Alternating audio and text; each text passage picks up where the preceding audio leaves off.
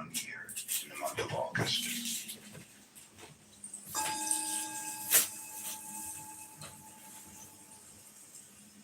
The Master Soyen Shaku passed from this world when he was 61 years of age. Fulfilling his life's work, he left a great teaching, far richer than that of most Zen masters.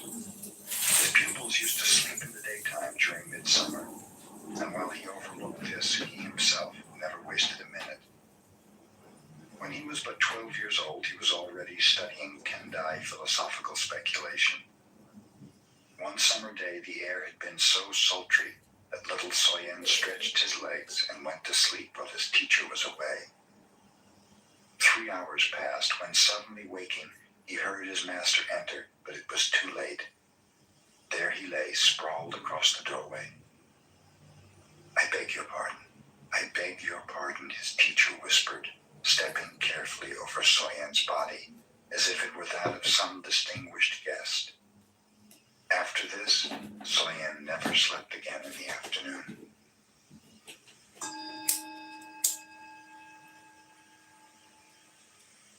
Our schoolmaster used to take a nap every afternoon related a disciple of Soyen Shaku. We children asked him why he did it, and he told us, "I go to dreamland to meet the old sages just as Confucius did. When Confucius slept, he would dream of ancient sages and later tell his followers about them.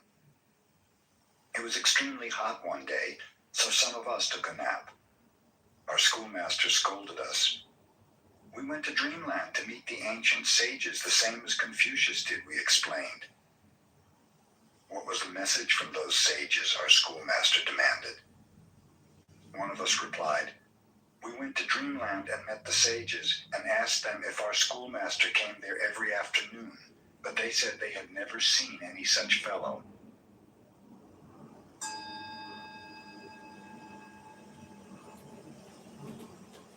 Joshu began the study of Zen when he was 60 years old and continued until he was 80 when he realized Zen.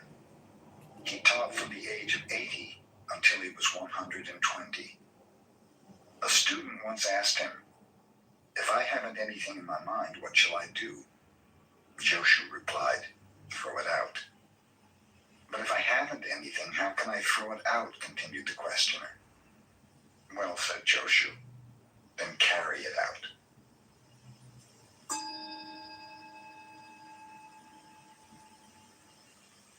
When Mamiya, who later became a well-known preacher, went to a teacher for personal guidance, he was asked to explain the sound of one hand. Mamiya concentrated upon what the sound of one hand might be. "You're not working hard enough," his teacher told him. "You are too attached to food, wealth, things, and that sound. It would be better if you died. That would solve the problem." The next time Mamiya appeared before his teacher, he was again asked what he had to show regarding the sound of one hand. Mamiya at once fell over as if he were dead. "You're dead, all right," observed the teacher. "But how about that sound?" "I haven't solved that yet," replied Mamiya, looking up. "Dead men do not speak," said the teacher. "Get out."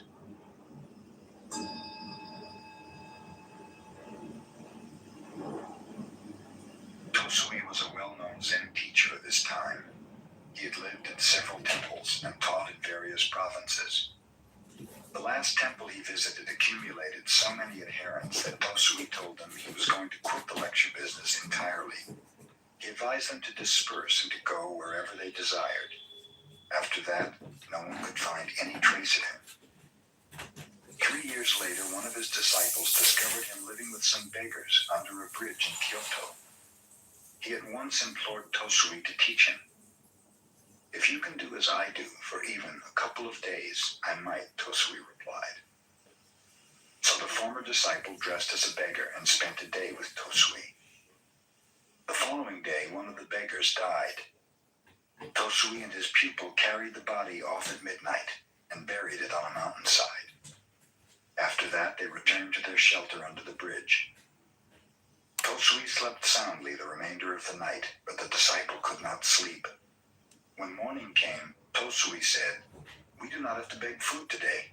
Our dead friend has left some over there." but the disciple was unable to eat a single bite of it. I have said you could not do as I, concluded Tosui. Get out of here and do not bother me again.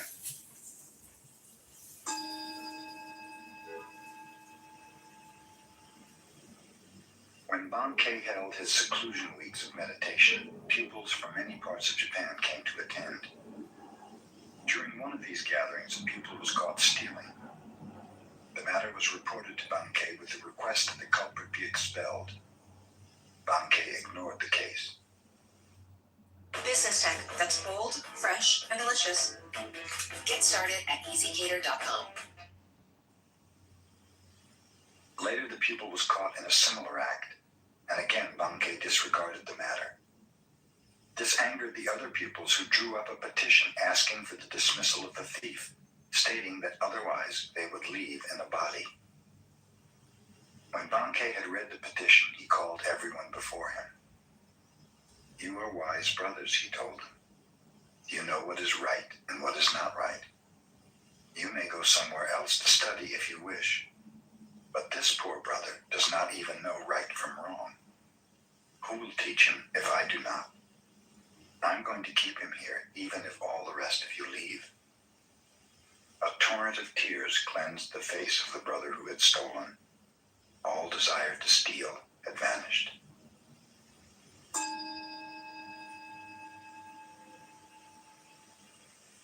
During the Kamakura period, Shinkan studied Tendai 6 years and then studied Zen 7 years.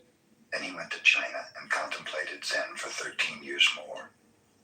When he returned to Japan, many desired to interview him and asked obscure questions. But when Shinkan received visitors, which was infrequently, he seldom answered their questions.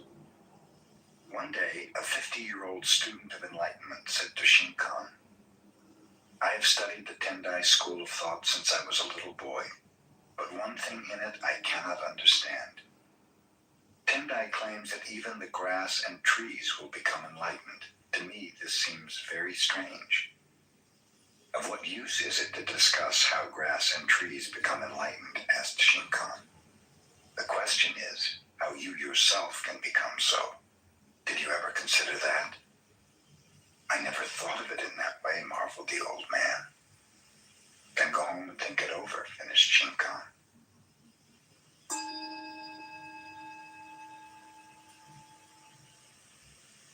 The Buddhist nun known as Ryonen was born in 1797. She was a granddaughter of the famous Japanese warrior Shingen. Her poetical genius and alluring beauty were such that at 17 she was serving the empress as one of the ladies of the court. Even at such a youthful age, fame awaited her. The beloved empress died suddenly, and Ryonen's hopeful dreams vanished. She became acutely aware of the impermanency of life in this world. Tao Te Ching can be translated as the book of the imminence of the way, or the book of the way and of how it manifests itself in the world, or simply the book of the way. Since it is already well known by its Chinese title, I have let that stand. About Lao Tzu, its author, there's practically nothing to be said. He may have been an older contemporary of Confucius, 551 to 479 BCE, and may have held the position of archive keeper in one of the petty kingdoms of the time. But all the information that has come down to us is highly suspect. Even the meaning of his name is uncertain. The most likely interpretations, the old master, or more picturesquely, the old boy. Like an Iroquois woodsman, he left no traces. All he left us is his book, the classic manual on the art of living, written in a style of gem-like lucidity, radiant with humor and grace, and large-heartedness and deep wisdom, one of the wonders of the world. People usually think of Lao Tzu as a hermit, a dropout from society, dwelling serenely in some mountain hut, unvisited except perhaps by the occasional traveler arriving from a 60s joke to ask, what is the meaning of life? But it's clear from his teachings that he deeply cared about society, if society means the welfare of one's fellow human beings, His book is, among other things, a treatise on the art of government, whether of a country or of a child. The misperception may arise from his insistence on wei wu wei, literally, doing, not doing, which has been seen as passivity.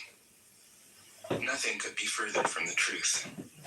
A good athlete can enter a state of body awareness in which the right stroke or the right movement happens by itself, effortlessly, without any interference of the conscious will. This is a paradigm for non-action, the purest and most effective form of action. The game plays the game. The poem writes the poem. We can't tell the dancer from the dance. Less and less do you need to force things, until finally you arrive at non-action. When nothing is done, nothing is left undone. Nothing is done because the doer has wholeheartedly vanished into the deed. The fuel has been completely transformed into flame. This nothing is in fact everything. It happens when we